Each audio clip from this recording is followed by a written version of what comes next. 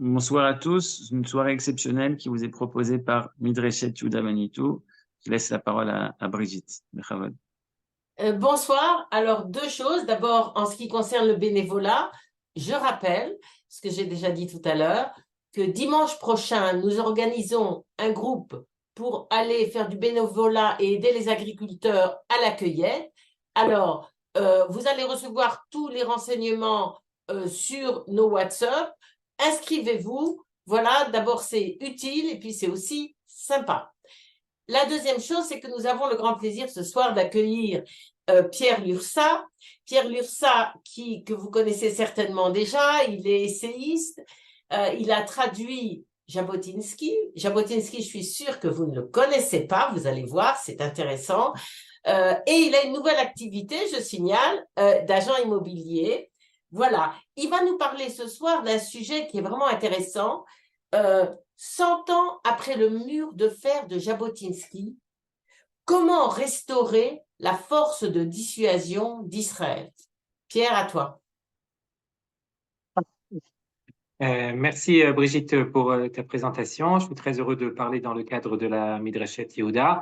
Et alors effectivement, je vais parler de comment restaurer la force de dissuasion d'Israël. J'aurais évidemment, comme vous tous, préféré parler d'un sujet qui serait purement historique et d'évoquer l'actualité de Jabotinsky. En quoi est-ce qu'on peut encore lire ses écrits et y trouver un intérêt purement théorique? Et malheureusement, eh bien, cet intérêt théorique que pour ma part j'ai découvert il y a déjà 20 ans, eh bien, il est devenu un intérêt tout à fait concret. Et je dirais que c'est cruellement, Jabotinsky s'est rappelé à notre souvenir parce que le mur de fer est devenu d'une actualité non seulement brûlante, mais cruellement brûlante. C'est-à-dire que, et c'est peut-être je dirais le constat que nous avons tous fait le 7 octobre, c'est que finalement, des choses que nous croyions acquises depuis très longtemps, eh bien, se sont révélées ne pas l'être du tout. Et le mur de fer, qui est un des piliers de la doctrine de défense d'Israël, comme je vais l'expliquer, eh bien, on s'est aperçu finalement qu'il n'existait pas. Nous croyons, nous avions cru pendant longtemps vivre protégés par Tsahal et à l'abri des menaces de nos ennemis. Non pas, certes, que la paix était déjà arrivée, mais nous pensions profondément que, quelque part, le destin juif avait été radicalement transformé en 1948 et qu'aujourd'hui, le sang juif ne coulerait plus en vain, en tout cas en Eretz Israël. Et ça, c'était évidemment, c'est un des objectifs du sionisme de Jabotinsky. Et nous avons reçu un cruel démenti. Alors, le sujet que je voudrais traiter ce soir, c'est bien entendu vous montrer en quoi les idées de Jabotinsky demeurent actuelles, en quoi est-ce que des choses qu'il a écrites il y a tout juste 100 ans, dans ce fameux article Le mur de fer, demeurent donc d'une cruelle actualité. Et malgré tous les changements qui sont intervenus dans la vie du peuple juif et surtout dans la situation du peuple juif en Eretz Israël, eh bien, malgré tous ces changements, les idées de Jabotinsky demeurent actuelles jusqu'à aujourd'hui.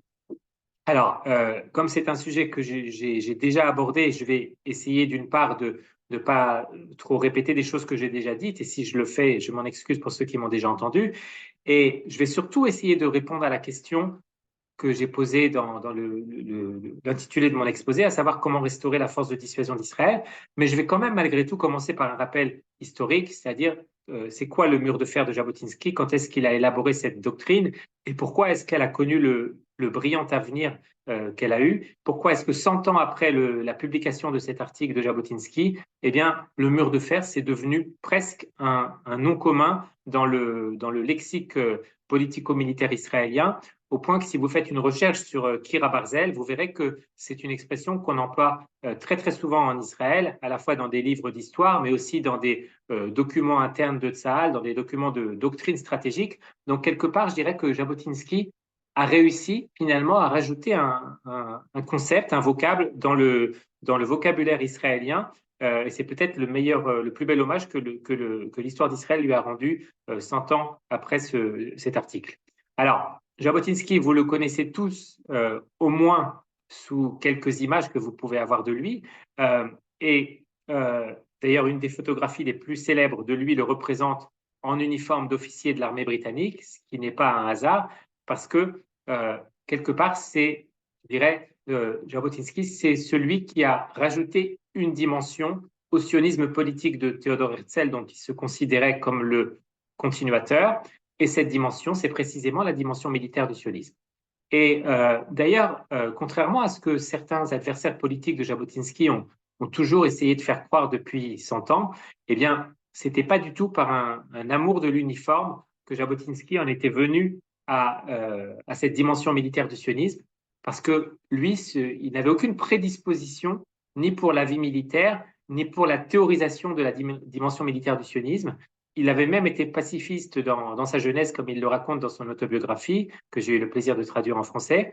Et finalement, je dirais que c'est par la force des choses, comme beaucoup d'autres juifs de son époque et jusqu'à aujourd'hui, qu'il a été amené à comprendre que le sionisme ne pouvait pas rester, comme il l'appelait dans une anecdote qu'il relate, d'ailleurs, c'est pas lui qui l'avait employé cette expression, mais ça pouvait pas être comme le végétarianisme, ça pouvait pas être une passion purement intellectuelle. Le sionisme, il fallait que le mouvement sioniste puisse s'édifier, puisse parvenir à ses objectifs sous la protection d'une force armée.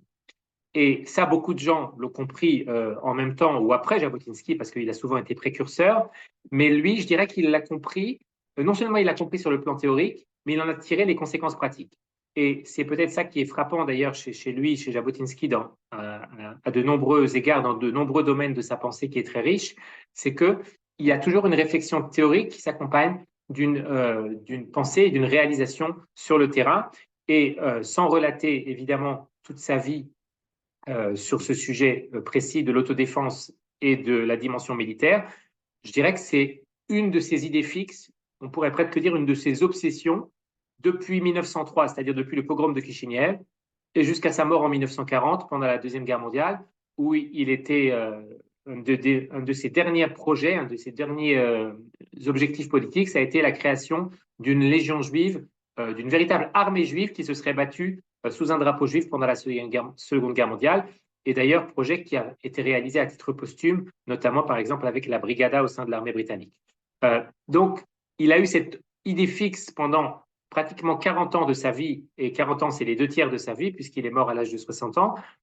Et comment est-ce qu'il en est venu à cette idée fixe? Eh bien, tout simplement, après le pogrom de Kishinev, qui a été un événement très marquant dans l'histoire juive de cette époque, et comme d'autres personnalités, d'ailleurs très différentes politiquement, il a créé les premiers groupes d'autodéfense en Russie, notamment à Odessa, mais aussi ailleurs.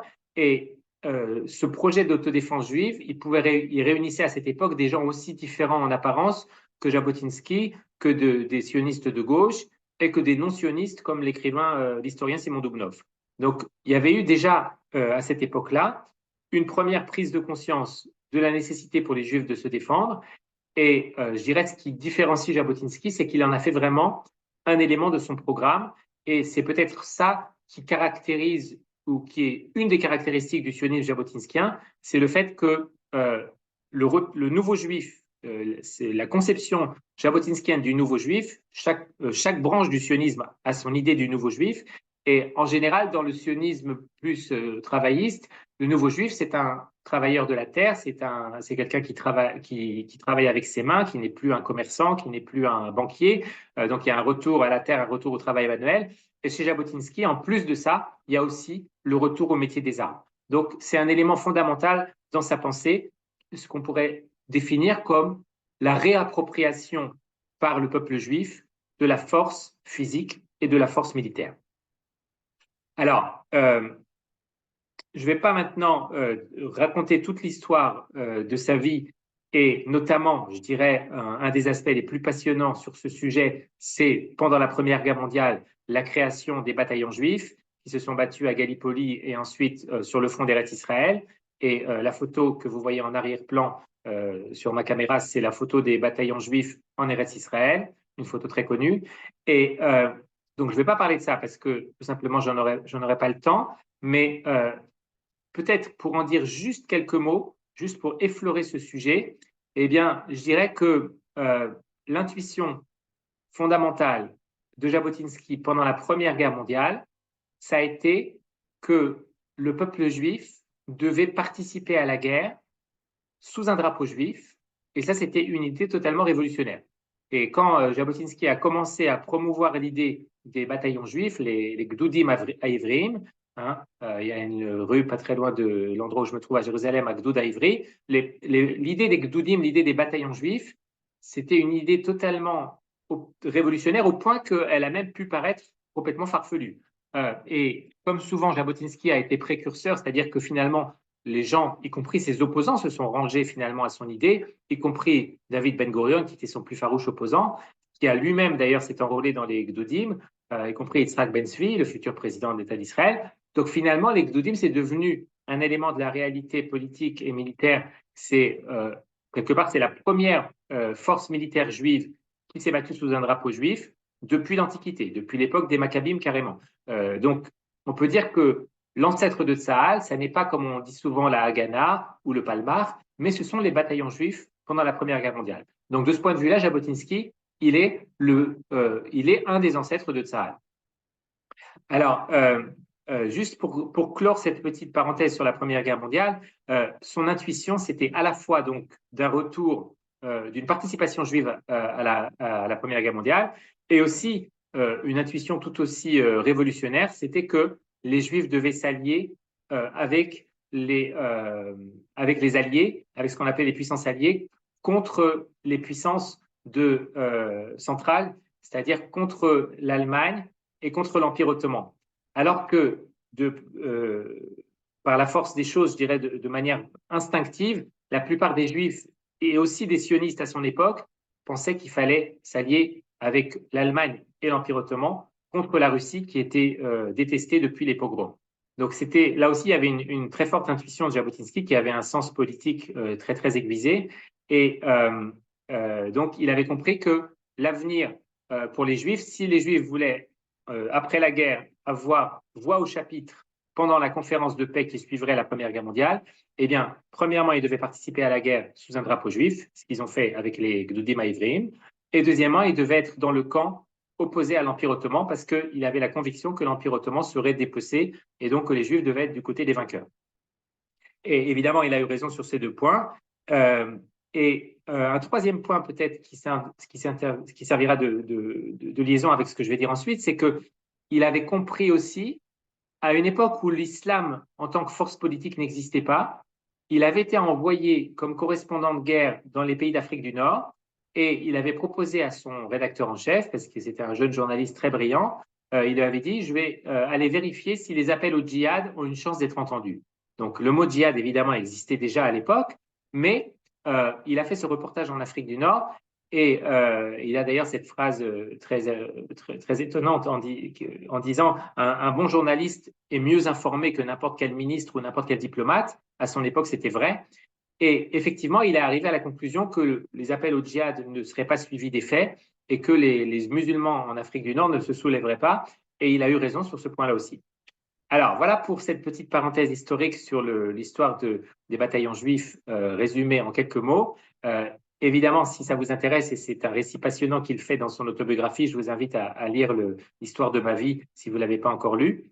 Et maintenant, je voudrais en venir au concept du mur de fer et en quoi est-ce qu'il est encore pertinent pour nous aujourd'hui, 100 ans après la rédaction de l'article qui porte ce nom.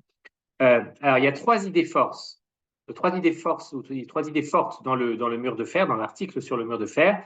Ils sont toutes les trois, je vais essayer de vous le montrer, rester d'actualité. La première idée, c'est que la paix ne dépend pas de nous. La deuxième, c'est qu'on ne peut pas acheter notre sécurité. Et la troisième, c'est celle qu'il faut ériger un mur de fer. Alors, c'est quoi la première idée de Jabotinsky?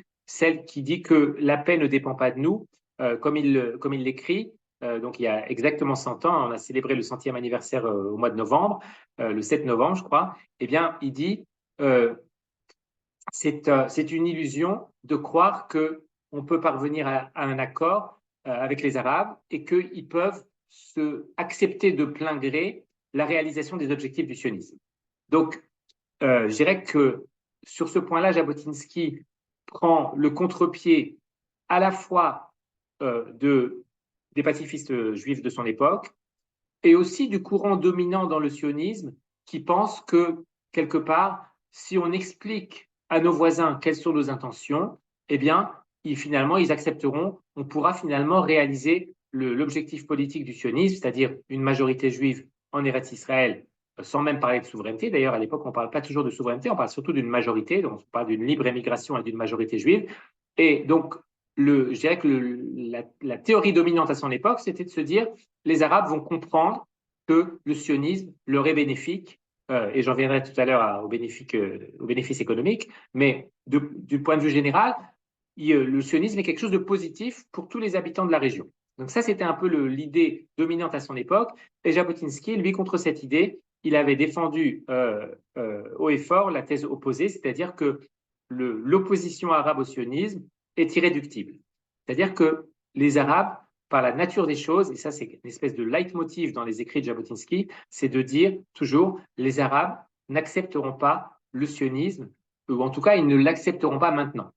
Et il a aussi cette phrase très parlante, il dit, si nous voulons un jour parvenir à un accord avec les Arabes, il faut renoncer à toute velléité de trouver un accord dès maintenant.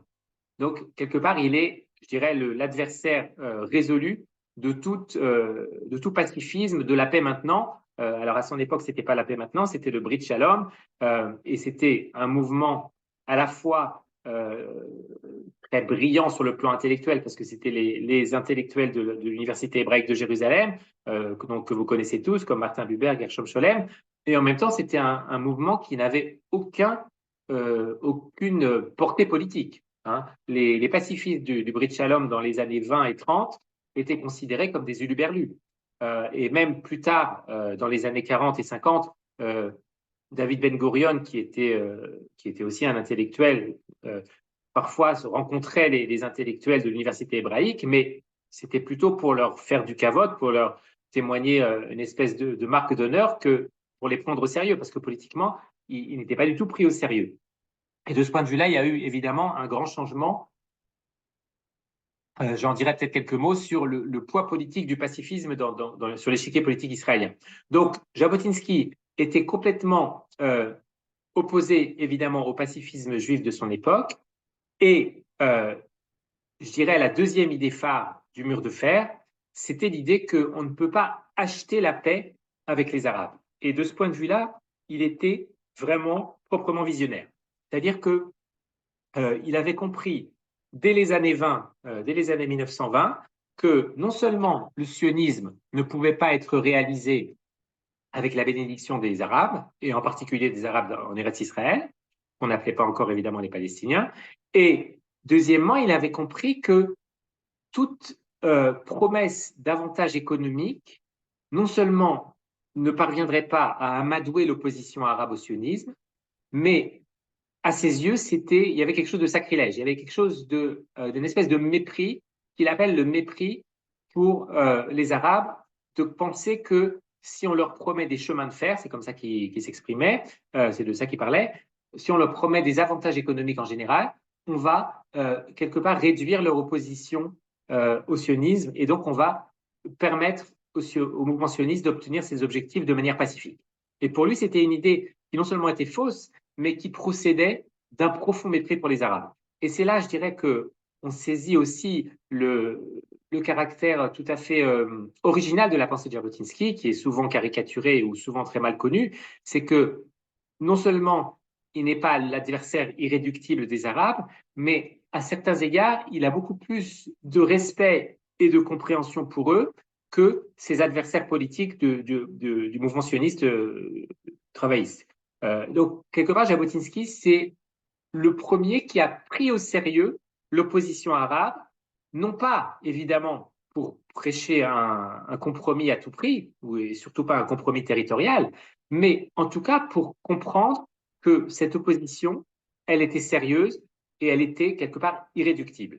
Et donc, c'est ça sa deuxième grande intuition, c'est de considérer que l'opposition arabe au sionisme, premièrement, c'est un fait, on pourrait dire presque un fait auquel on ne peut pas remédier.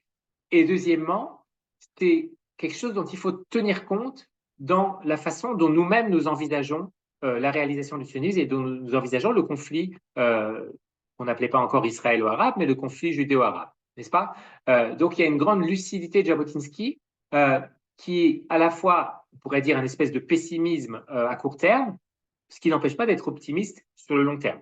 C'est-à-dire que quand il dit pour obtenir un accord avec les Arabes un jour, il faut renoncer à toute velléité de conclure un accord maintenant, ça veut dire que le mur de fer, finalement, c'est la solution qui nous permettra, j'expliquerai comment tout à l'heure, j'essaierai d'expliquer comment, c'est la solution qui nous permettra un jour d'obtenir une forme de coexistence pacifique. Voilà, donc rejet du pacifisme de son époque, rejet de l'illusion de l'idée qu'on pourrait acheter la sécurité par des avantages économiques, et troisièmement, ériger un mur de fer. Alors, avant même de dire ce que ça veut dire un mur de fer, je voudrais plutôt peut-être revenir sur l'élément le plus visionnaire quand on lit aujourd'hui les textes de Jabotinsky. Comme j'ai dit tout à l'heure, il écrit ça à une époque qui est évidemment différente de la nôtre. L'État d'Israël n'existe pas. La plupart des États arabes qui nous entourent n'existent pas non plus en tant qu'État indépendant. Il n'y a pas de nationalisme arabe-palestinien. Et surtout, la plus grande différence, il n'y a pas d'islam politique. C'est-à-dire qu'il y a de temps en temps des appels au djihad, évidemment. L'islam existe, mais il n'est pas devenu la force politique qu'il est devenu à peu près d'ailleurs à l'époque où Jabotinsky écrit sur ces sujets, c'est-à-dire dans les années 30 et ensuite dans les années 40 et 50, mais on ne parle pas encore d'islam politique à cette époque-là, et le mufti de Jérusalem est encore, on pourrait dire, un enfant. Les frères musulmans, évidemment, n'ont pas encore été constitués, ils le seront à la fin des années 20, et donc c'est une époque très, très différente, et en même temps, Jabotinsky a cette intuition foudroyante qu'un jour, qu'il y a des gens dans notre camp, dans le camp sioniste, qui se bercent d'illusions en pensant qu'on peut acheter la sécurité aux Arabes en leur promettant des bienfaits économiques. Et évidemment, c'est l'idée qui aujourd'hui résonne de manière la plus cruelle avec l'actualité brûlante, parce que finalement, c'est quoi l'échec fondamental du 7 octobre? C'est qu'on a pensé que précisément on pouvait acheter notre sécurité. Hein. Et je dirais que quand on relit aujourd'hui Jabotinsky, on ne peut pas ne pas trembler. Je dirais que c'est à la fois, évidemment, on admire sa clairvoyance, et en même temps, on frémit de voir qu'on est tombé précisément dans ce panneau, dans cette erreur contre laquelle il nous avait mis en garde il y a 100 ans. Et c'est d'autant plus attristant, je le dis à titre personnel, sans bien sûr ouvrir un débat politique, parce que ce n'est pas du tout le moment, mais c'est d'autant plus attristant que finalement, ce sont les héritiers même sur le plan politique de Jabotinsky qui sont tombés dans ce panneau, notamment, ils ne sont pas les seuls évidemment, je dirais que c'est une erreur qui a été partagée par tout le monde, mais c'est d'autant plus attristant de penser que les héritiers politiques de Jabotinsky eux-mêmes, finalement, ont oublié cette mise en garde. Alors, j'en viens au troisième élément du mur de fer, qui est ce concept même de Kira Barzel. Ça veut dire quoi, Kira Barzel? Pour l'anecdote, un historien français que vous connaissez tous, avec qui je corresponds, me disait récemment le mur de fer de Jabotinsky, ça n'a pas marché. Eh bien, non, c'est pas vrai. Le mur de fer de Jabotinsky, c'est pas que ça n'a pas marché, c'est qu'on n'a pas réussi à créer le mur de fer de Jabotinsky. Alors, c'est ça que je voudrais peut-être essayer d'expliquer, c'est en quoi est-ce que finalement on s'est écarté de la doctrine du mur de fer, en quoi est-ce que toute notre conception, en tout cas en ce qui concerne Gaza, et peut-être aussi d'ailleurs en ce qui concerne la frontière nord avec le Hezbollah, eh bien, ça n'est pas le mur de fer de Jabotinsky. Et donc, quelque part, je dirais que ce que l'on vit aujourd'hui, c'est la conséquence tragique de l'oubli du mur de fer de Jabotinsky. Alors, c'est quoi le mur de fer? D'abord, dans les termes mêmes, lorsque Jabotinsky parle du mur de fer, son idée à lui, de manière tout à fait simple, hein, c'est pas quelque chose de très très compliqué, c'est tout simplement ériger un mur de fer symbolique, évidemment. Ça n'est pas un mur, ça n'est pas une barrière intelligente, ça n'est pas un mur en fer ou ça n'est pas non plus un mur en pierre, ça n'est pas une barrière de séparation. C'est un mur au sens symbolique et spirituel qui amènera les Arabes à comprendre qu'ils n'ont aucune chance de nous faire partir d'Eretz Israël. Et donc, ils seront eux-mêmes, ils se persuaderont eux-mêmes qu'ils n'ont, que leur opposition au sionisme, finalement, n'a pas lieu d'être. Donc, c'est les faire renoncer à toute volonté de nous attaquer, parce que simplement, ils comprendront que nous sommes là pour y rester. Donc, c'est ça, pour définir en deux phrases, le mur de fer. Alors,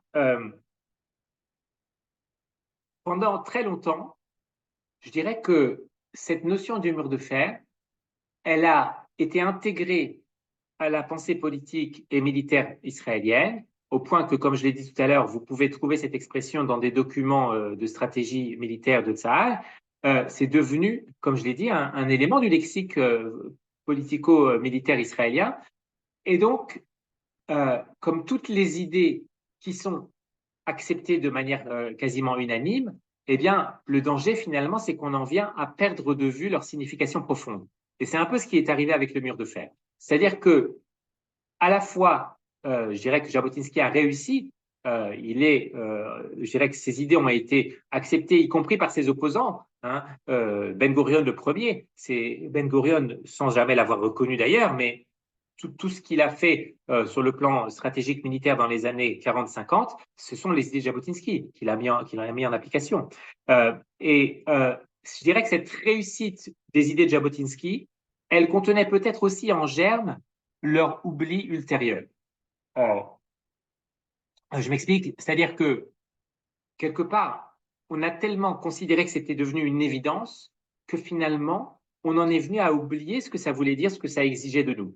Et en quoi est-ce qu'on l'a oublié? Eh bien, je dirais parce que finalement, dans la pensée politique militaire israélienne, on a toujours su qu'il fallait dissuader nos ennemis et traditionnellement, on considérait toujours que Israël devait avoir une armée forte, capable de porter la guerre sur le territoire de l'ennemi et capable de mener des guerres courtes parce qu'on ne pouvait pas supporter le coût d'une guerre longue. On était sur le plan numérique, sur le plan même de l'armement, on était en position d'infériorité face à nos ennemis.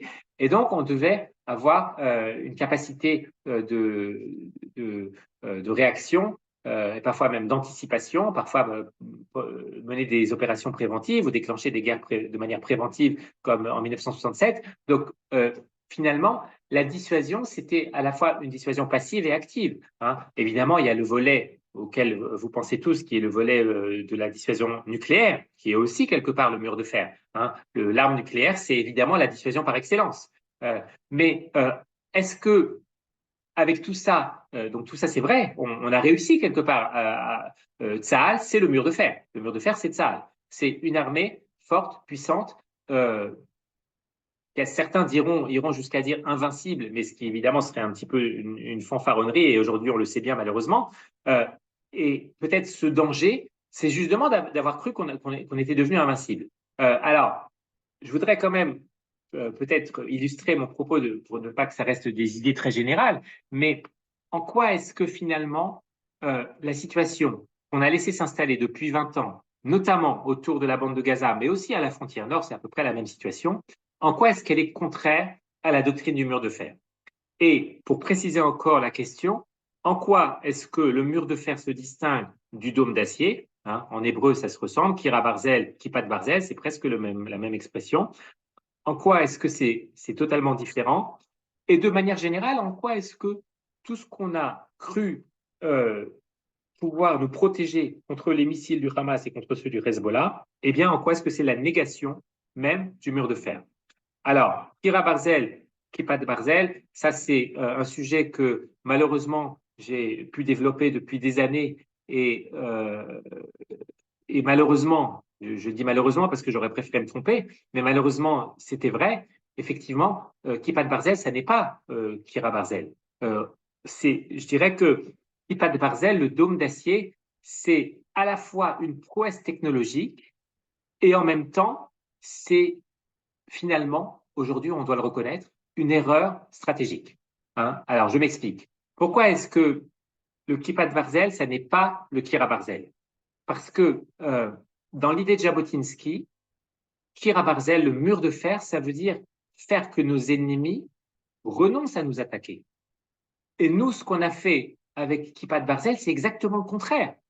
Ce n'est pas le Hamas qui a été dissuadé, malheureusement, comme on le sait tous aujourd'hui. C'est Israël qui a été dissuadé. C'est-à-dire que, protégé par ce parapluie technologique très intelligent, que le monde entier nous envie, eh bien, nous avons renoncé finalement à faire ce que n'importe quelle autre armée aurait fait, à savoir mener une attaque préventive au cœur de Gaza pour détruire les missiles de l'ennemi, c'est-à-dire ce que nous faisons aujourd'hui, n'est-ce pas? Ce que nous faisons aujourd'hui, finalement, c'est par la force, nous avons fini par comprendre, malheureusement, il a fallu les tragiques événements du 7 octobre pour qu'aujourd'hui tout le monde comprenne qu'on ne peut pas vivre avec à sa porte, à sa frontière, un ennemi qui accumule des missiles pour nous tirer dessus. Et je dirais la tragique illusion de Kippat Barzel, finalement, c'est de croire que une protection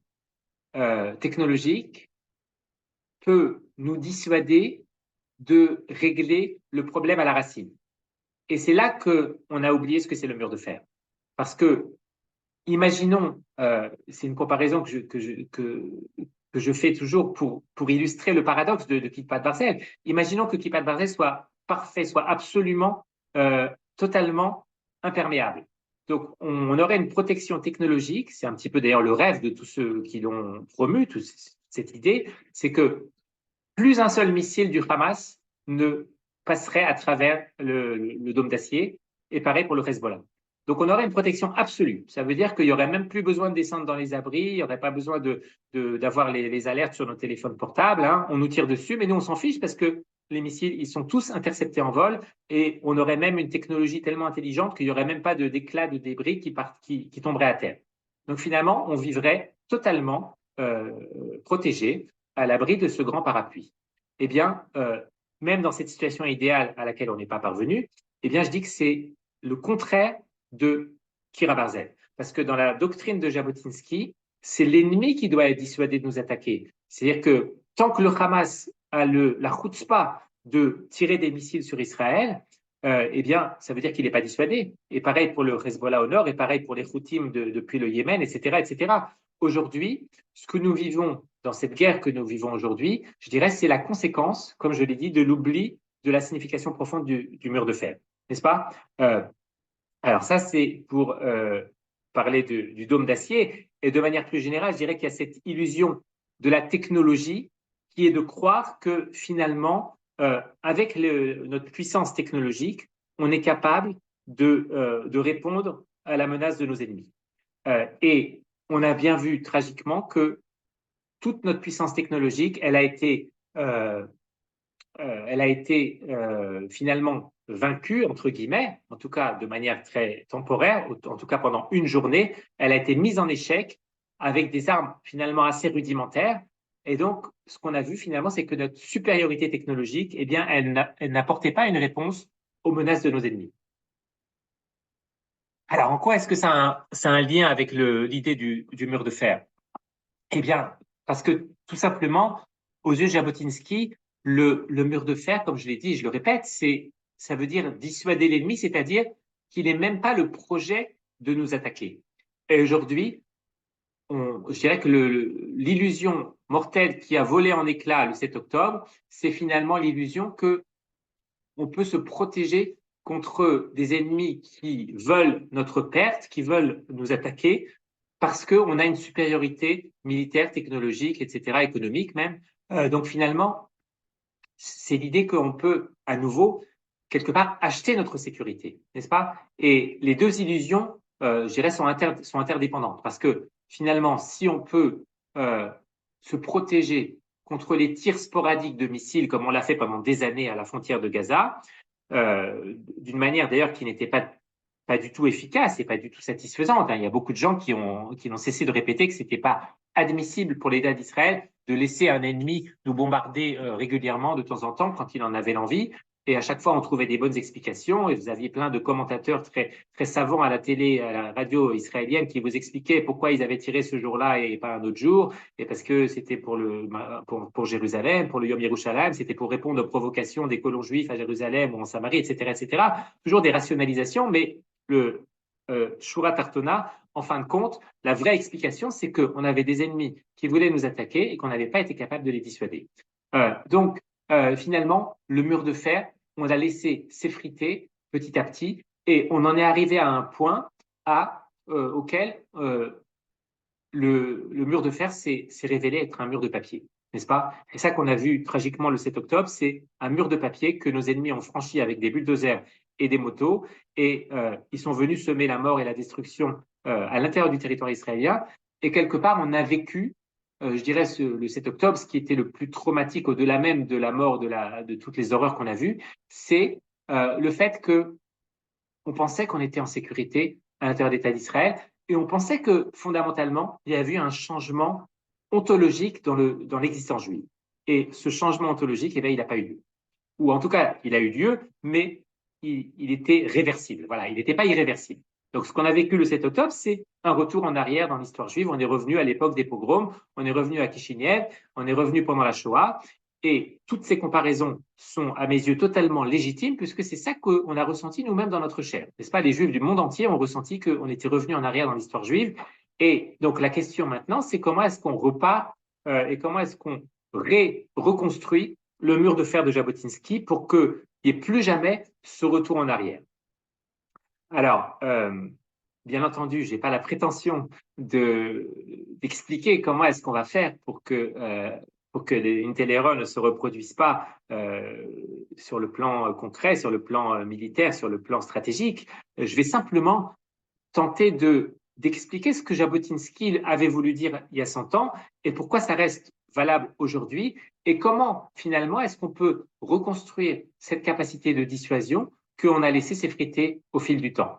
Et peut-être une des explications que je n'ai pas encore évoquée, mais qui est peut-être la plus significative, finalement, qu'est-ce qui s'est passé depuis 30 ans indépendamment même du fait que le Hamas a pris le pouvoir à Gaza, que le Hezbollah s'est installé au sud Liban, mais qu'est-ce qui s'est passé en nous? Qu'est-ce qui s'est passé en nous, Israéliens, pour que on laisse finalement le mur de fer s'effriter, se fissurer et qu'on le remplace par cette barrière technologique et par ce dôme d'acier dont l'efficacité s'est avérée toute relative. Eh bien, je dirais que ce qui s'est passé, ce changement intérieur que nous-mêmes nous avons vécu, c'est finalement l'oubli des fondamentaux du sionisme.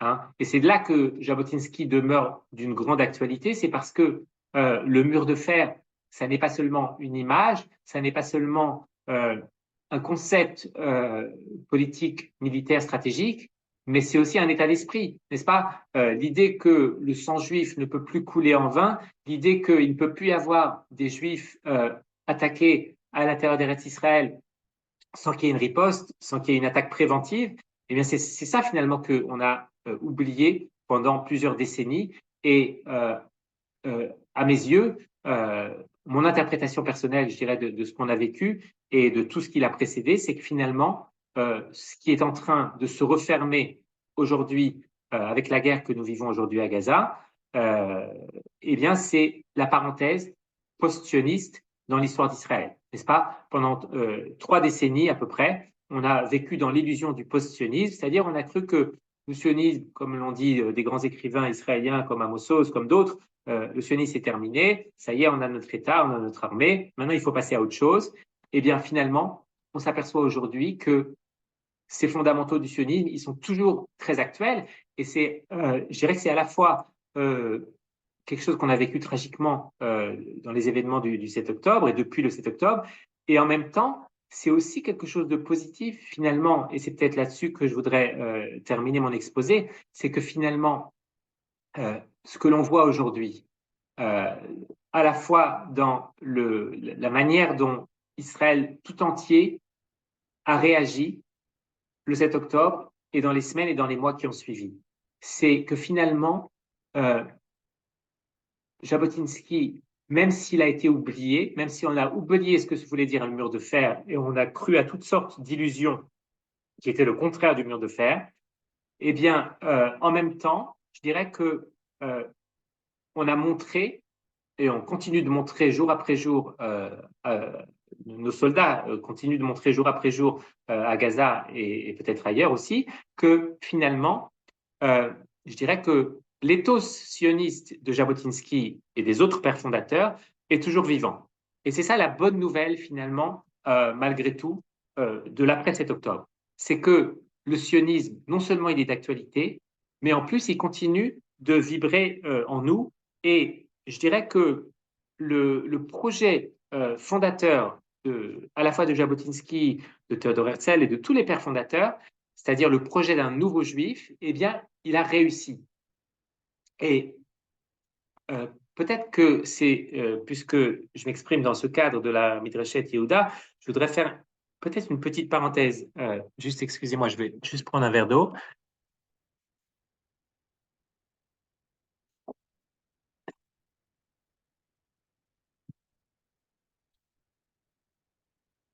Oui, alors, je dirais que pendant très longtemps, nous, quand je dis nous maintenant, si je parle du sionisme religieux, on a cru que on était déjà dans la deuxième étape du sionisme, c'est-à-dire qu'on avait déjà construit les sous-bassements matériels et on devait maintenant passer à l'étage spirituel, n'est-ce pas? Hein, sans caricaturer, c'est ça un petit peu l'idée essentielle du sionisme religieux.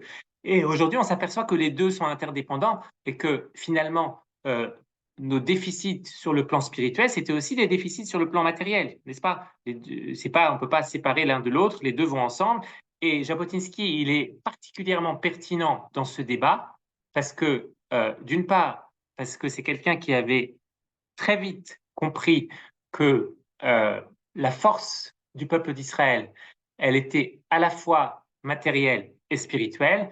Et personnellement, c'est une des choses qui m'a le plus intéressé lorsque j'ai commencé à approfondir ma connaissance de Jabotinsky, que je croyais connaître, mais que je ne connaissais pas du tout.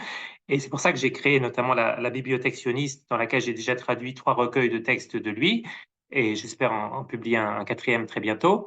Euh, c'est que finalement, dans la pensée de Jabotinsky, non seulement il n'est pas un juif laïque, anti-religieux, comme on le présente parfois, euh, il n'est pas non plus, comme son fils l'a souvent dit, parce que son fils était son fils Eri Jabotinsky, et lui était un juif très laïque pour le coup, qui avait fréquenté les cercles cananéens à Paris dans les années 20, lorsqu'il avait fait ses études à l'école centrale.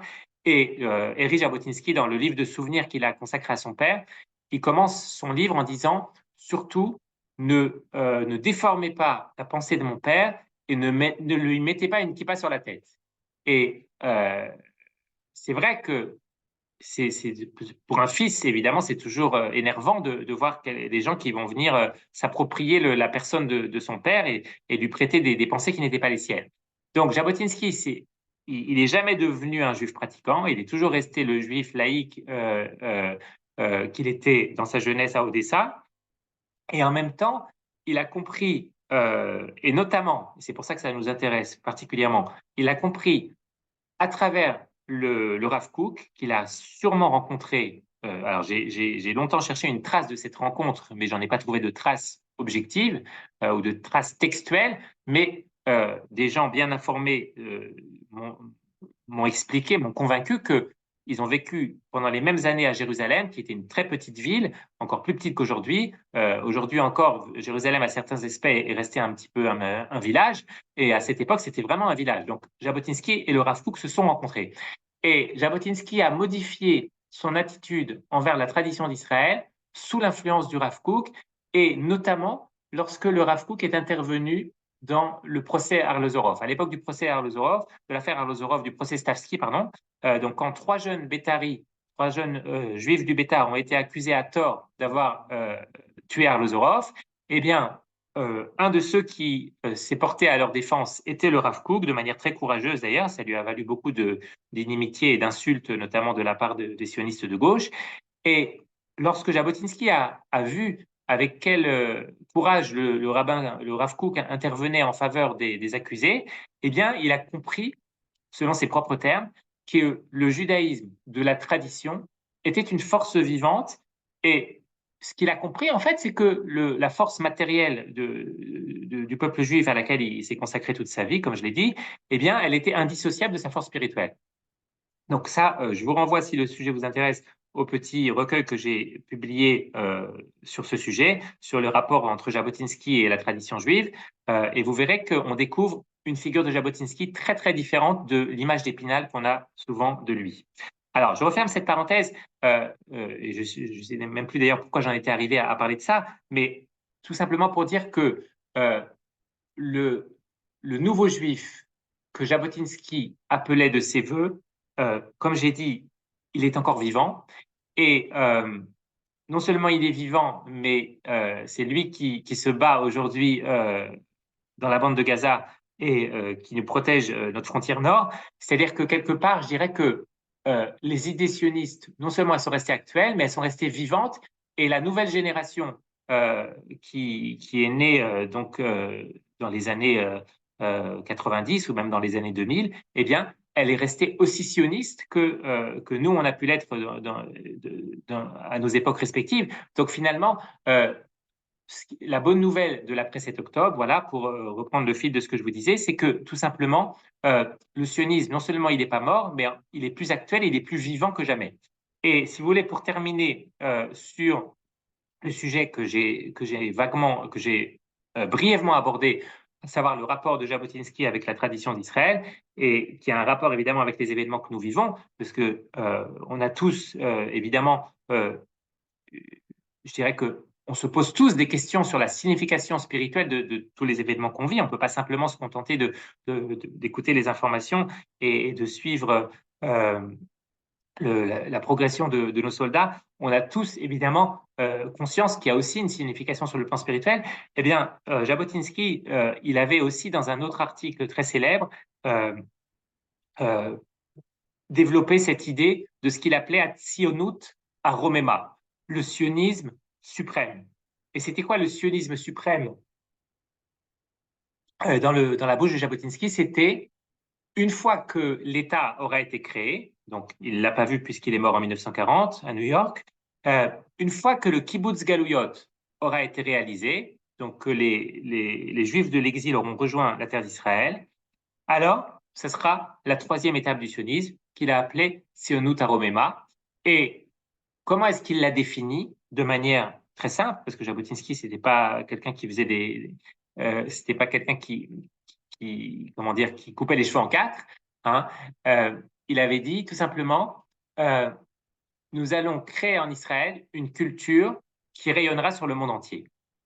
Mais quand il emploie le mot culture, c'était pas du tout au sens où on l'entendait dans le fameux débat entre sionisme culturel et sionisme religieux. Vous savez que le mot culture, en général, c'était dans la bouche des protagonistes à l'époque du débat sur l'avenir d'Israël, sur l'identité d'Israël, qui est resté toujours aussi actuel aujourd'hui.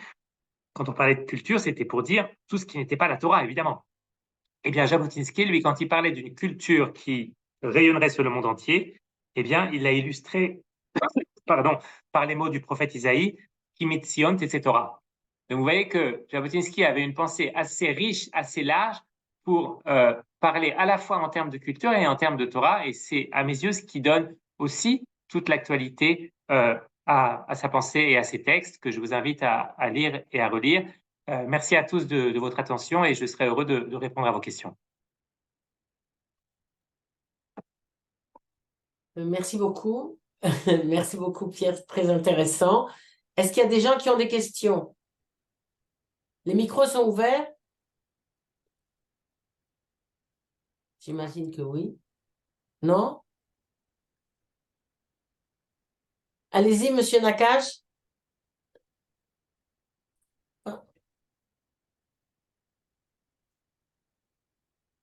Attendez, je vais...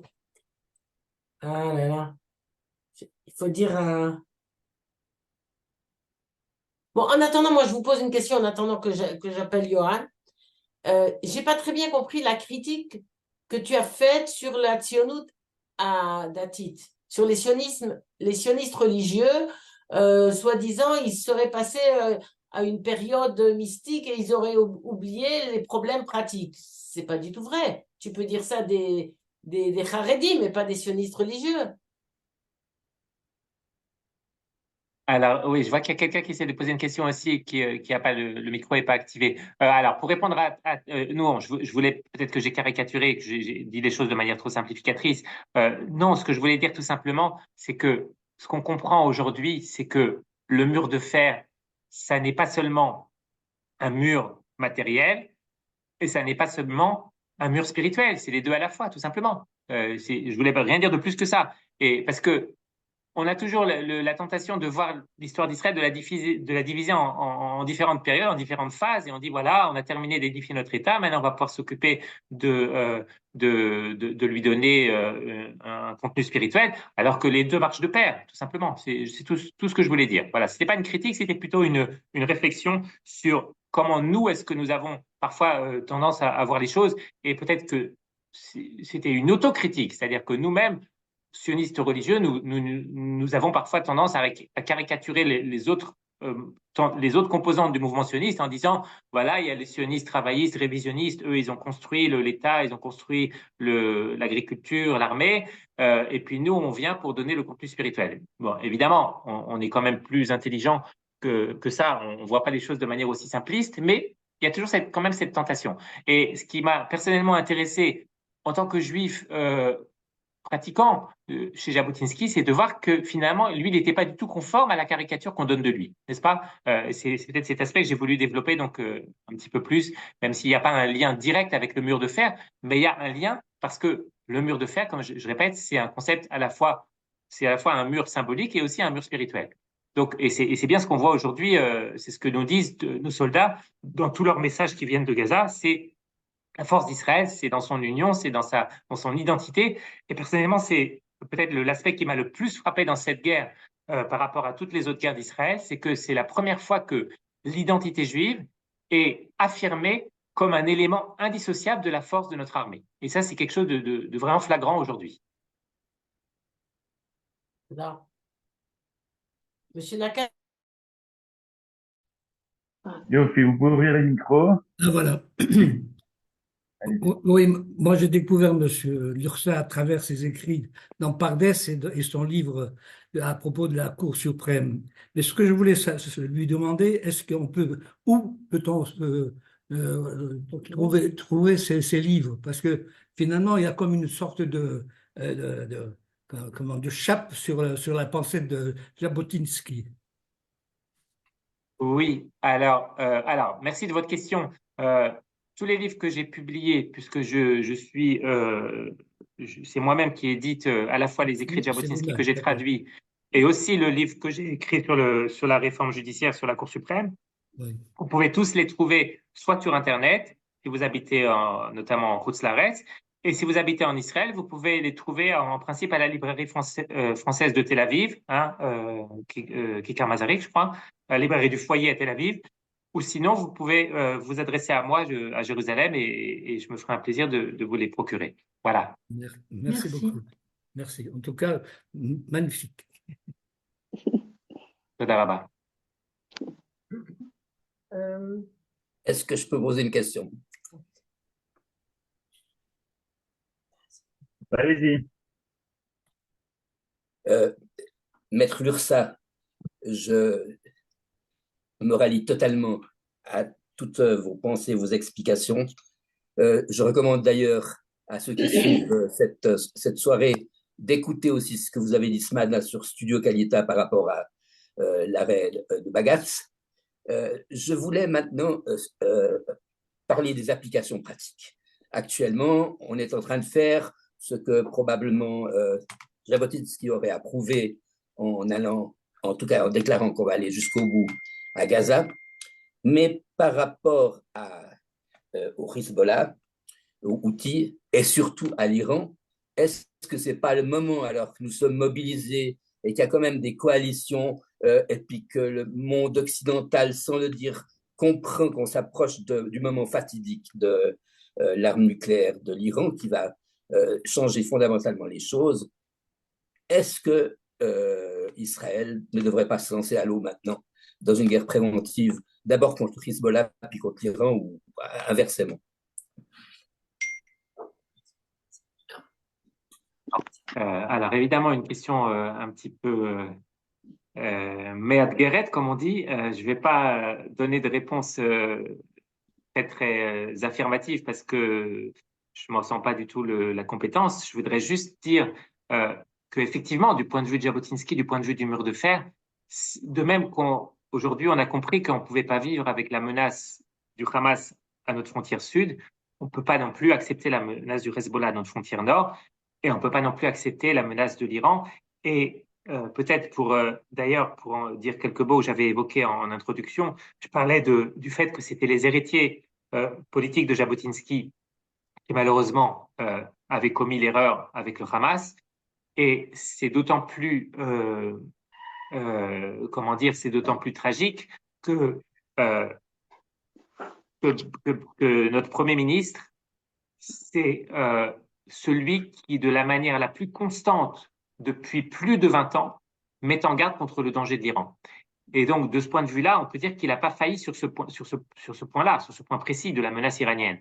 Et effectivement, il faut aller au bout de la logique, ça veut dire empêcher l'Iran de parvenir à l'arme nucléaire. Et moi, je ne donnerai pas un avis personnel, je dirais simplement ce que j'ai lu et ce qui me paraît tout à fait convaincant. Mais après, les conséquences, comme je dis, j'ai aucune compétence pour en tirer des conséquences concrètes, pratiques. Mais effectivement, peut-être que c'est maintenant l'heure ou jamais, le moment venu d'affronter aussi ce danger-là et de faire en sorte que Israël se débarrasse aussi de cette menace dans la mesure du possible et peut-être que c'est aussi, comme on dit, Shahat Ratson, c'est le moment propice pour régler aussi ce problème-là. Donc, si vous voulez, je comprends tout à fait votre interrogation, mais je ne sais pas comment est-ce que ça peut se faire et comment est-ce que c'est possible. Est-ce qu'Israël en a la possibilité? Est-ce qu'Israël compte encore sur des alliés sur ce plan-là? Est-ce que Israël aura des alliés pour faire face à la menace de l'Iran?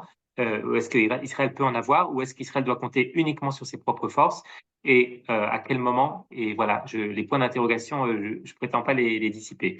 Mais effectivement, si on se place uniquement sur le plan de la doctrine de Jabotinsky, c'est évident que de même qu'on doit se débarrasser de la menace du Hamas, on doit aussi se débarrasser de la menace du Hezbollah et de la menace iranienne. Merci beaucoup. Je vais aller dans votre sens. La Kippat Barzel, qui est une réussite technologique extraordinaire, était en fait une stratégie défensive, uniquement défensive.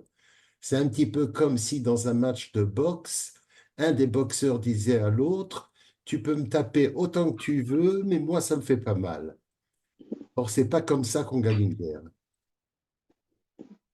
Oui, effectivement, moi, c'est un sujet qui m'a intéressé depuis longtemps. C'est finalement, dans l'histoire de Tsahal, on a toujours été partagé entre un ethos purement défensif et un ethos plus offensif.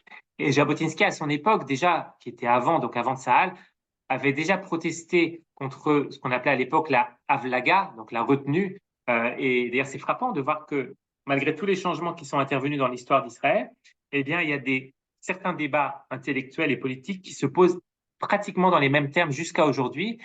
Et donc, Jabotinsky, lui, était contre ce qu'on appelait la politique de la retenue de la Havlaga. Et petit à petit, d'ailleurs, même presque à son corps défendant, parce que, comme je l'ai dit, il n'était pas militariste dans l'âme, il avait même été pacifiste dans sa jeunesse, eh bien, il a été amené, quelque part, il a été dépassé presque, on pourrait dire, par son aile droite, notamment par l'Irgun, Tzvaï Leumi, l'organisation militaire de l'Irgun, qui a été créée en Eretz Israël à une époque où Jabotinsky ne vivait plus en Israël, puisqu'il en avait été banni par les Anglais. Eh bien, il a validé a posteriori tout ce que l'Irgun a fait en Eretz Israël, y compris les représailles, les actes militaires, les actes de violence. Jabotinsky, presque, je dirais, à son corps défendant, parce que c'était quelqu'un de tout à fait, comment dire, c'était un homme de lettres qui a été un peu comme Herzl à son temps. Il a été amené à consacrer toute sa vie à la cautioniste, mais il aurait préféré écrire des romans et célébrer sa jeunesse à Odessa jusqu'à son dernier jour. Et vous connaissez tous peut-être le mot de Maxime Gorky qui a dit quand Jabotinsky est devenu sioniste, c'était une grande perte pour la littérature russe. Donc, peut-être qu'il aurait préféré rester un écrivain russe, mais par la force des choses, comme Herzl, il est devenu un dirigeant sioniste. Et et du coup, j'ai perdu un petit peu le fil de votre question, mais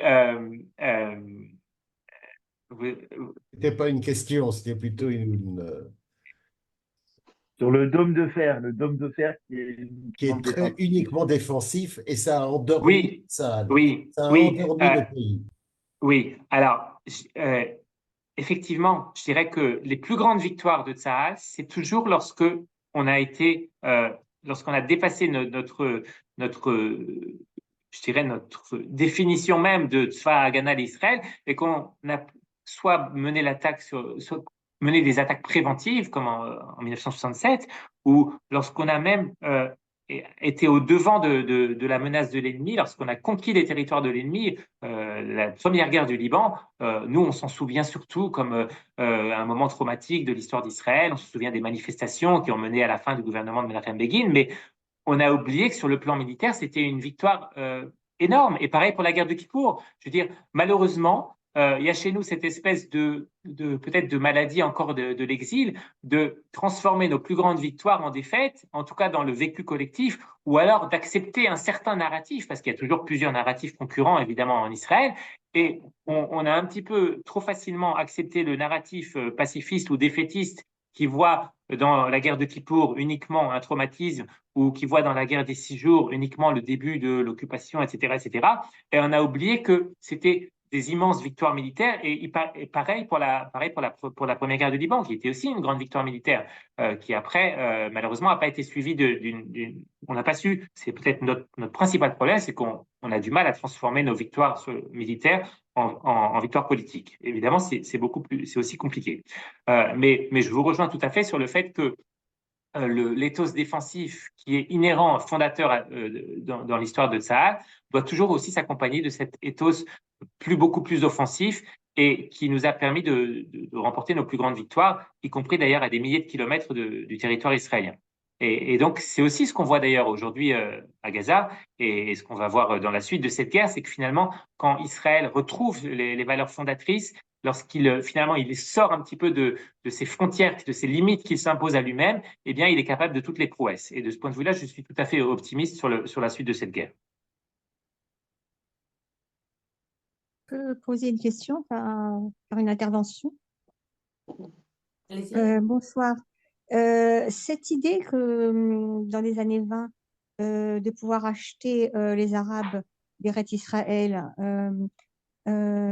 c'est-à-dire par la prospérité économique, par apporter les lumières de la modernité, même il y avait une idée qui voulait les initier au combat politique et syndical contre les effendis qui les exploitaient. Cette idée, en fait, il faut il faut peut-être se rendre compte et affirmer qu'elle est assez paternaliste et assez colonialiste. Ça rejoint l'idée de Jabotinsky dont vous parliez, qui respectait plus finalement les Arabes que les gens qui prônaient ces idées-là. Peut-être Oui. il faudrait réaffirmer que c'est pas. Et d'ailleurs, l'histoire a prouvé que Jabotinsky avait raison. Juste une dernière remarque, c'est une anecdote. Je regardais il y a longtemps sur un plateau de télévision un ambassadeur en France d'Israël qui se confrontait avec Leila Chaïd et il disait ah mais avant les Palestiniens, alors je sais plus qu'est-ce qui s'était passé, je continue dans les Intifada. Avant, les Palestiniens ils venaient travailler chez nous, ils travaillaient, on leur donnait du travail, tout allait bien, nanana. Et elle a répondu le peuple palestinien, enfin bon, n'a pas vocation d'être la main-d'œuvre d'Israël. Et voilà. Donc, et c'était parlant pour les gens qui étaient sur le plateau. Oui, voilà. Alors effectivement, c'est une anecdote très, très, très révélatrice. C'est-à-dire que non seulement, c'est pas parce qu'on va donner du travail à nos ennemis qu'on va gagner leur reconnaissance. Au contraire, parfois on va pas du tout gagner leur reconnaissance. Je voudrais juste faire une petite remarque à propos de Jabotinsky et de la pensée paternaliste. Malgré tout, Jabotinsky a quand même cette conviction que le sionisme apporte, je dirais pas les bienfaits de la civilisation, parce que c'est peut-être trop caricatural, mais certains bienfaits et surtout un progrès moral. Et de ce point de vue-là, je pense qu'il reste très actuel. C'est-à-dire que nous-mêmes, nous avons été influencés par toutes les idées ambiantes dans lesquelles nous vivons aujourd'hui en Occident, et on fait partie de l'Occident aussi. Et aujourd'hui, on croit tous que chaque culture a ses avantages, et c'est très mal vu aujourd'hui de dire que l'Occident est plus civilisé, n'est-ce pas? Eh bien, pourtant, et pourtant, ça reste vrai, hein, parce que euh, je ne dis pas que nous-mêmes, juifs, en tant que juifs, nous avons souffert aussi de l'Occident. Nous avons souffert de la main d'un peuple qui se disait le plus cultivé d'Europe. Mais malgré tout, et ceux qui comparent, ceux qui ont vécu les événements de la Shoah et qui ont vécu cette espèce de jour de Shoah qu'on a vécu le 7 octobre, eh bien, je dirais que, sans faire de comparaison dans l'horreur, parce que toutes les formes d'horreur sont, on peut pas, il n'y a peut-être pas d'échelle dans l'horreur, mais il y a une idée qu'on ne peut pas s'empêcher en tout cas personnellement, sur ce point-là, je crois que j'ai peut-être changé aussi d'avis sur ce point-là, c'est-à-dire que même si Jabotinsky avait un respect pour la nation arabe ou pour le nationalisme arabe, et s'il pensait qu'on ne pouvait pas l'acheter par des bienfaits économiques, il avait aussi cette idée que, quelque part, le sionisme était le pont avancé de l'Occident dans un Orient qui restait arriéré sur le plan, peut-être pas culturel, mais en tout cas sur le plan moral. Et ça, on ne peut pas s'empêcher de le constater aujourd'hui, parce qu'on voit bien que nos ennemis, il leur manque certains éléments de la morale universelle que nous, on est censé apporter au monde entier. Alors, on ne peut pas dire que eux, ils n'en ont pas besoin, alors que justement, c'est peut-être eux qui en ont le plus besoin aujourd'hui. Hein, eux d'ailleurs, et aussi les présidents des universités aux États-Unis, eux aussi, ils ont un problème moral, n'est-ce pas? C'est peut-être le même problème. Mais euh, ne cédons pas à la tentation relativiste de croire que effectivement, il n'y aurait pas le sionisme, ce serait pas Je dirais que de ce point de vue-là, c'est aussi une piqûre de rappel, c'est aussi l'actualité des idées sionistes de penser que effectivement, et d'ailleurs c'est peut-être une des raisons pour laquelle aujourd'hui une autre bonne nouvelle de cette guerre, de l'après 7 octobre, c'est que les Arabes israéliens globalement ne se sont pas rangés dans le camp du Hamas.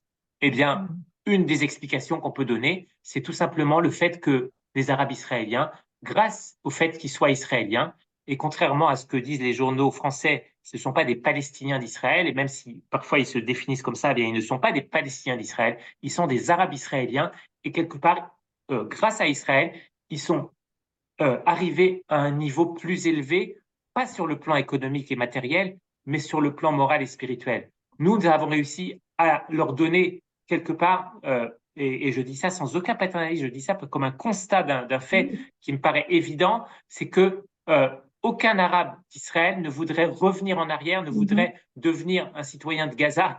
Je dirais qu'ils ont à la fois un gouffre culturel, un gouffre économique qui les sépare de Gaza, mais aussi un gouffre moral, tout simplement, parce qu'en devenant israéliens, ils sont aussi quelque part devenus peut-être un petit peu juifs. Et je dis ça, voilà, une réflexion à brûle-pourpoint.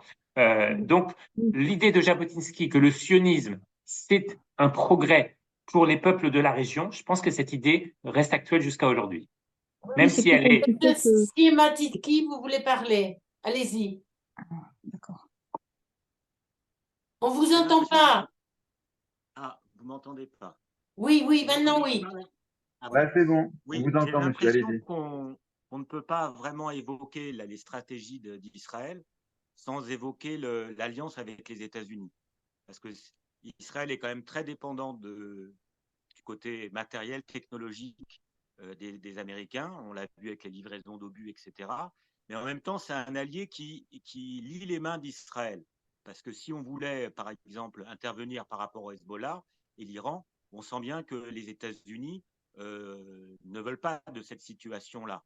Et vous parliez des universités américaines. On voit bien aussi que sociologiquement, il y a du changement aux États-Unis.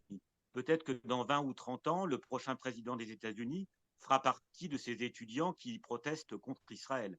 Donc, dans cette conception stratégique israélienne, comment appréhender le lien avec les États-Unis au présent et au futur? Alors je ferai deux remarques pour répondre à votre question très intéressante. La première, c'est que Jabotinsky avait été un des pionniers de ce qu'on pourrait appeler aujourd'hui l'Alliance Israël-Amérique. Et Jabotinsky, mais aussi celui qui était un de ses disciples, qui est le professeur Ben-Zion Netanyahou, qui mériterait lui aussi une conférence à lui tout seul, qui a été un des instigateurs de ce qu'on appelle aujourd'hui le lobby juif aux États-Unis. Et le professeur Ben-Zion Netanyahou avait compris notamment que la politique sioniste aux États-Unis ne pouvait pas se fonder sur un seul parti, qu'il fallait toujours avoir des alliés dans les deux camps. Voilà, je referme cette petite parenthèse.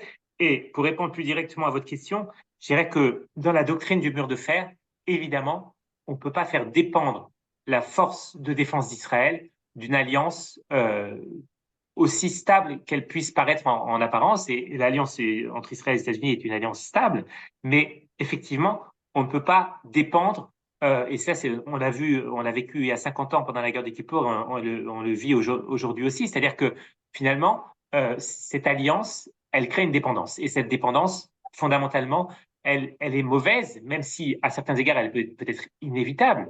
Peut-être qu'on n'est pas encore parvenu au niveau d'autosuffisance à la fois économique, à la fois militaire, mais en tout cas, c'est un idéal auquel on doit aspirer. Et c'est aussi une des leçons de la guerre qu'on est en train de vivre, c'est que Israël doit non seulement avoir une armée, non pas comme on l'a dit, un slogan mensonger, Tzava Katan Vechacham, mais elle doit avoir une armée forte et puissante, à la fois dans le nombre aussi.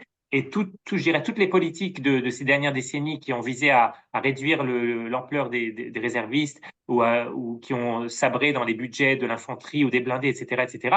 Donc tout ce qu'on a vécu ces dernières années, effectivement, c'était aussi une illusion sur le plan militaire stratégique.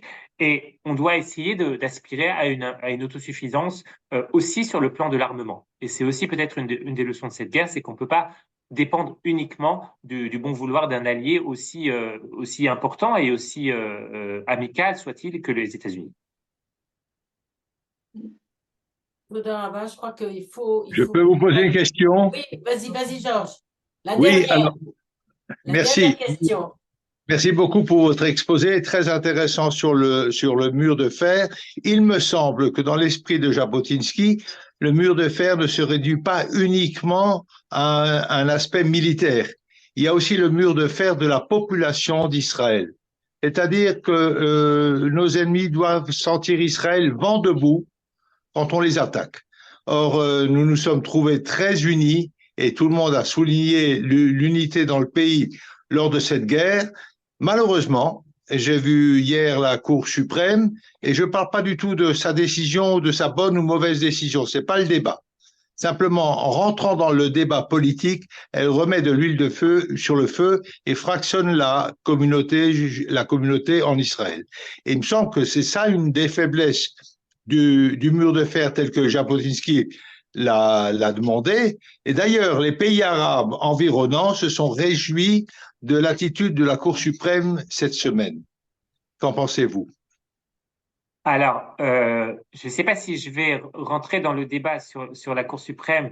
Effectivement, je me suis exprimé ce matin sur Studio Qualita à ce sujet. Je ne vais pas rentrer dans ce sujet-là, mais juste pour rebondir sur votre question tout à fait pertinente, c'est pour dire que quelque part, les Arabes eux-mêmes, Israël est tombé dans le piège du Hamas, hein, ça on le sait tous malheureusement, mais le Hamas lui aussi il est tombé dans un piège. Et ce piège, il était de croire finalement que Israël était sur le point de s'effriter en tant que société, sur le point de s'effilocher. Et je dirais que par une espèce d'ironie de l'histoire à laquelle on est bien habitués, nous autres juifs, c'est-à-dire que nous-mêmes, nous sommes tombés dans le panneau du Hamas en le laissant nous attaquer, en nous laissant surprendre. Et eux, nos ennemis, ils ont cru finalement qu'on était devenu la toile d'araignée dont parlait Hassan Nasrallah, je crois, il y a une vingtaine d'années déjà, c'est-à-dire de croire que nos divisions internes allaient provoquer finalement notre autodestruction. Et c'est peut-être l'erreur que eux ils ont commise, et je crois que eux-mêmes sont surpris de la force de la réaction d'Israël. Hein. Et moi, personnellement, je suis heureux quand j'entends des dirigeants arabes comme Mahmoud Abbas qui parlent d'une nouvelle Nakba, parce que je me dis, cette fois-ci, le message est en train de passer. Effectivement, on est capable de leur infliger une nouvelle Nakba qui sera à la hauteur des précédentes Nakba de 48 et de 67. Et je crois que et là, on est vraiment dans le cœur du mur de fer. Le mur de fer, c'est que nos ennemis comprennent que s'ils s'aventurent à faire une deuxième fois ce qu'ils ont fait le 7 octobre, eh bien, notre réaction sera tellement puissante que eux-mêmes regretteront de nous avoir attaqués. Et c'est ça la dissuasion. C'est qu'ils comprennent, d'une part, qu'on est une société qui a une forte cohésion interne et que même lorsqu'on se dispute et lorsqu'on voit les images terribles qu'on a vues le soir de Kippour à Tel Aviv, eh bien, ça ne veut pas dire que le moment venu, on ne sera pas capable de serrer les rangs et de nous défendre comme un seul homme. Donc, que nos ennemis, et je conclurai peut-être par ces mots, que nous-mêmes, nous ayons conscience de la nécessité d'ériger un mur de fer autour d'Israël et que je dirais, et c'est peut-être la bonne nouvelle aussi de cette guerre, c'est que je pense que quelque part, on est en train de restaurer sur le champ de bataille la capacité de dissuasion d'Israël en montrant précisément à nos ennemis que comme dit le proverbe, un petit peu le langage imagé en hébreu, balabait mishtagea. On est en train de montrer aux ennemis qu'effectivement, on est capable, nous aussi, de faire des choses qu'ils n'avaient même pas soupçonnées. Et de ce point de vue-là, on est en train de reconstruire le mur de fer. Donc la bonne nouvelle, c'est que le mur de fer qu'on a laissé finalement, qu'on a oublié ou qu'on a laissé s'effriter, se fissurer pendant plusieurs décennies, eh bien, il est en train aujourd'hui de se reconstruire sous nos yeux. Et donc, on est en train, sur le champ de bataille même, de restaurer la capacité de dissuasion d'Israël. Merci pour votre optimisme. Merci beaucoup, Pierre. Et j'engage tout le monde à lire vos livres et vous allez notamment découvrir un Jabotinsky que vous ne soupçonnez pas. Bonne soirée. Merci, Brigitte. Merci et beaucoup. merci à tous. De la rabat.